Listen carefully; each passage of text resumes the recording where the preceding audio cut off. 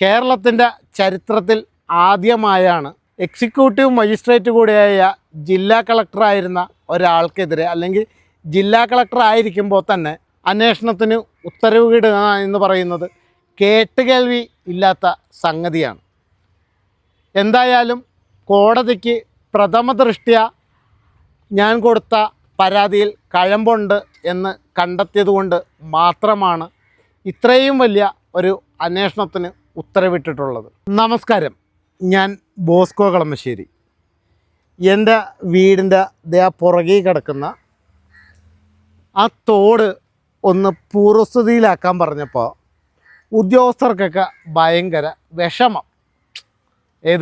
ജനപ്രതിനിധികൾ പറയുന്നതാണല്ലോ അവർക്ക് വേദവാക്യം. അതെനിക്ക് അങ്ങോട്ട് ഇഷ്ടപ്പെട്ടില്ല. ഞാൻ നേരെ കൊണ്ടുപോയി കളക്ടർക്കും ലാൻഡ് റവന്യൂ കമ്മീഷണർ ഉൾപ്പെടെ എല്ലാവർക്കും ഞാൻ കൊണ്ട് പരാതി കൊടുത്തു കഴിഞ്ഞപ്പോൾ ലാൻഡ് റവന്യൂ കമ്മീഷണർ കളക്ടർക്ക് പരാതി കൊടുത്തു. ലാൻഡ് റവന്യൂ കമ്മീഷണർ കളക്ടറോട് വിശദീകരണം ചോദിച്ചു. കളക്ടർക്ക് എന്ത് നിയമം എന്ന് കളക്ടർ വിചാരിച്ച് കളക്ടർ നേരെ അതിൻ്റെ സർവേ നമ്പറും മറ്റേ കേസ് നമ്പറും ഒക്കെ ഒന്ന് അങ്ങോട്ട് ചെറുതായിട്ടൊന്ന് തിരുത്തി ഒരു ലെറ്റർ അങ്ങോട്ട് കൊടുത്തു. അപ്പോൾ എനിക്കത് ഇഷ്ടപ്പെട്ടില്ല. ഞാനും പറഞ്ഞു, നിങ്ങൾ വ്യാജരേഖ ഉണ്ടാക്കി.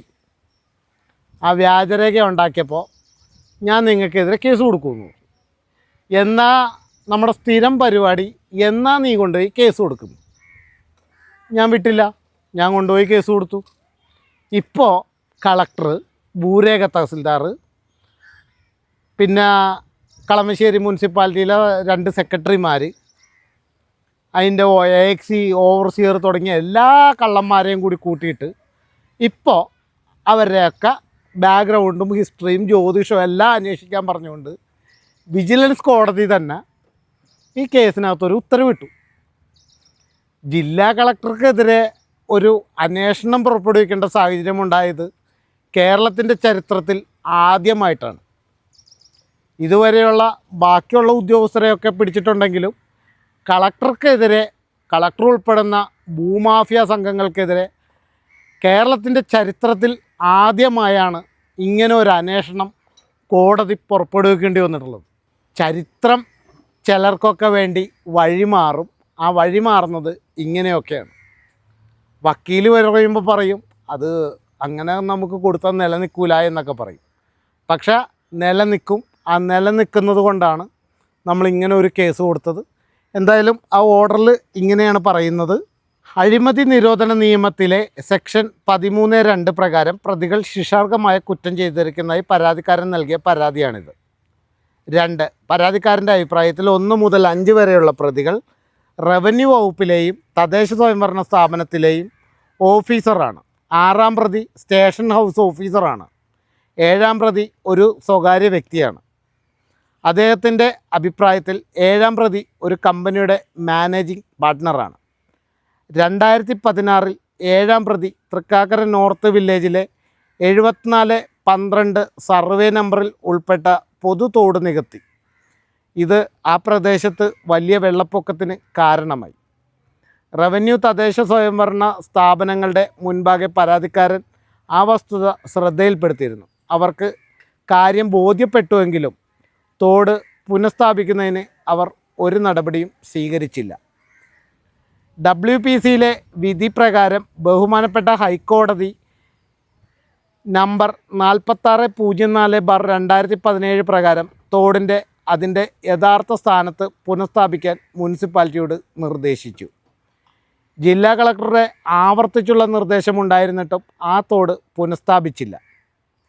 പ്രതിയുടെ ഭാഗത്തു നിന്നും നടപടിയെടുക്കാത്തതിന് കാരണം 7-ാം പ്രതിയും പൊതുപ്രവർത്തകരായ മറ്റ് പ്രതികളും തമ്മിലുള്ള ഗൂഢാലോചനയാണെന്ന് പരാതിക്കാരൻ ആരോപിച്ചു.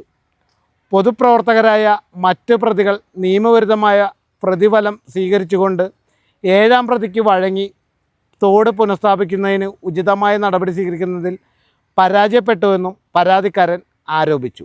അതിനാൽ പരാതിക്കാരൻ്റെ അഭിപ്രായത്തിൽ പ്രതികളിൽ മുകളിൽ പറഞ്ഞ കുറ്റകൃത്യം ചെയ്തു. പരാതിക്കാരൻ്റെയും പരാതിക്കാരൻ ഹാജരാക്കിയ രേഖകളും പരിശോധിച്ചതിൽ തോടിൽ ഒരു കയ്യേറ്റം നടന്നതായും അത് നികത്തുകയും കെട്ടിടങ്ങൾ നിർമ്മിക്കുകയും ചെയ്തതായും ഞാൻ കണ്ടെത്തി. തോടിൻ്റെ പുനഃസ്ഥാപനത്തെക്കുറിച്ച് തദ്ദേശ സ്വയംഭരണ സ്ഥാപനത്തിന് നിർദ്ദേശം നൽകുന്ന ബഹുമാനപ്പെട്ട കേരള ഹൈക്കോടതിയുടെ ഒരു ഉത്തരവുണ്ടെന്ന് ഞാൻ കണ്ടെത്തി. പരാതിക്കാരൻ പരാതിയിൽ ആരോപിച്ചിരിക്കുന്നത് തോടിൻ്റെ പുനഃസ്ഥാപനത്തിന് അധികാരികളുടെ ഭാഗത്തു നിന്നും നടപടിയുണ്ടായില്ല എന്നാണ്. 7-ാം പ്രതിയും പൊതുപ്രവർത്തകരായ മറ്റ് പ്രതികളും തമ്മിലുള്ള ഗൂഢാലോചനയുടെ ഫലമായാണ് നടപടിയെടുക്കാതിരുന്നതെന്നും 7-ാം പ്രതിയിൽ നിന്നും നിയമവിരുദ്ധമായ നഷ്ടപരിഹാരം നേടിയെടുത്തതായും പരാതിക്കാരൻ പറയുന്നു. 2016 മുതൽ പരാതിക്കാരൻ വിവിധ അധികാരികളെ സമീപിച്ചെങ്കിലും അദ്ദേഹം നടത്തിയ എല്ലാ ശ്രമങ്ങളും പരാജയപ്പെട്ടു. അതിനാൽ സംശയിക്കപ്പെട്ട ഉദ്യോഗസ്ഥർ ഏതെങ്കിലും തരത്തിലുള്ള ക്രിമിനൽ ദുഷ്പെരുമാറ്റമോ ക്രിമിനൽ ഗൂഢാലോചനയോ നിയമവിരുദ്ധമായ നഷ്ടപരിഹാരം നേടിയെടുത്തിട്ടുണ്ടോ എന്ന് പ്രഥമദൃഷ്ട്യാ ഉറപ്പാക്കുന്നതിന് ഒരു പ്രാഥമിക അന്വേഷണം അത്യന്താപേക്ഷിതമാണ്. ഇതിനാൽ ഇക്കാര്യത്തിൽ എറണാകുളം വിജിലൻസ് ആൻറ്റി കറപ്ഷൻ ബ്യൂറോയെ നിർദ്ദേശിക്കുന്ന ഒരു ഉത്തരവ് ആവശ്യമാണെന്ന് ഞാൻ കാണുന്നു. അതിനാൽ താഴെ പറയുന്ന ഉത്തരവുകൾ പാസാക്കുന്നു. ഈ ഉത്തരവിൽ നടത്തിയ നിരീക്ഷണങ്ങൾ കണക്കിലെടുത്ത് പ്രാഥമിക അന്വേഷണം നടത്തി റിപ്പോർട്ട് സമർപ്പിക്കാൻ എറണാകുളം വിജിലൻസ് ആൻറ്റി കറപ്ഷൻ ബ്യൂറോയോട് നിർദ്ദേശിക്കുന്നു. കോൺഫിഡൻഷ്യൽ അസിസ്റ്റൻറ്റ് ഡിറ്റക്റ്റ് ചെയ്ത് അവർ പകർത്തി എഴുതിയത് ഞാൻ തിരുത്തിയത് തുറന്ന കോടതിയിൽ പ്രഖ്യാപിച്ചു. ഇന്ന് 2026 മാർച്ച് 23-ാം തീയതി അന്വേഷണ കമ്മീഷണറും വിജിലൻസ് ജഡ്ജി മൂവാറ്റുപുഴ എന്നാണ് അതിൽ പറഞ്ഞിരിക്കുന്നത്. എന്തായാലും സംഗതികൾ കളറാണ്.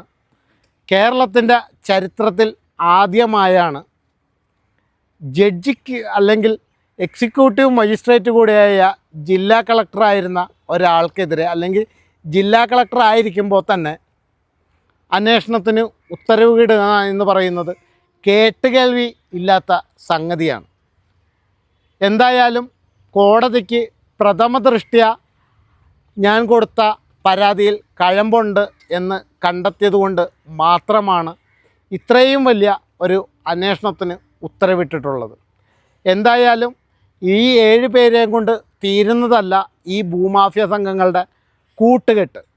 എന്തായാലും വരും ദിവസങ്ങളിൽ വിജിലൻസ് സുതാര്യമായ അന്വേഷണം നടത്തിയാൽ വലിയൊരു ഭൂമാഫിയ സംഘങ്ങൾ തന്നെ പിടിയിലാകുമെന്ന് മാത്രമല്ല, നല്ലൊരു PSC ജോലി എഴുതി കാത്തിരിക്കുന്ന വലിയൊരു വിഭാഗത്തിന് ജോലി കിട്ടുക കൂടി ചെയ്യും. എങ്കിൽ മാത്രമേ എറണാകുളം ജില്ലയിലുള്ള പല സർക്കാർ ഓഫീസുകളും കൃത്യമായി പ്രവർത്തിക്കാൻ പറ്റൂ എന്നതാണ് വാസ്തവം. എന്തായാലും വരും ദിവസങ്ങളിൽ ഇനി എത്രയൊക്കെ ഉദ്യോഗസ്ഥൻ അല്ലെങ്കിൽ ആത്മഹത്യ ചെയ്യുമെന്നോ അല്ലെങ്കിൽ നാട് വിട്ടു പോകുമെന്നോ അല്ലെങ്കിൽ സ്വന്തം കയ്യിലിരിക്കുന്ന പ്രോപ്പർട്ടി ഭാര്യയുടെയും മറ്റുള്ളവരുടെയും പേരിലൊക്കെ എഴുതി കൊടുക്കുമെന്നൊക്കെ നമുക്ക് വരും ദിവസങ്ങളിൽ കാത്തിരുന്ന് കാണാം എന്ന് പറഞ്ഞുകൊണ്ട് നിർത്തുന്നു. നന്ദി, നമസ്കാരം.